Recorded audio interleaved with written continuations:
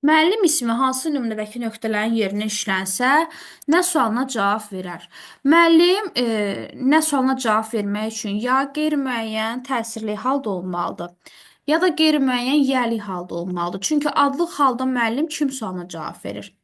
Müəllim məsləhəti hər şeydən dəyərlidir. Əgər biz bura müəllim sözünü əlavə etsək, bu zaman müəllim sözü qeyri-müəyyən yəli halda olacaq, çünki yanında mənsubiyyət var və cavabımız elə bu variant olacaq. Müəllim çoxdan görmədiyi şagirdlər üçün darıxmışdı. Darıxmışdı kim? Müəllim. Burada müəllim adlıq hal olur. Ona görə də kim suala cavab verir. Yarışın şəffaflığı üçün nəzarət etməyə müəllim də çağırılacaq. Çağırılacaq kim? Müəllim. Yenə adlıq aldı.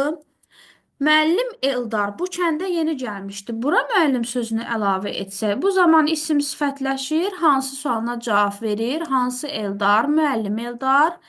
Deyilənlərdən müəllim belə nəticə çıxartdı ki, Eldar günahkardır. Kim? Müəllim yenə də adlı halda olub, kim sualına cavab verəcək.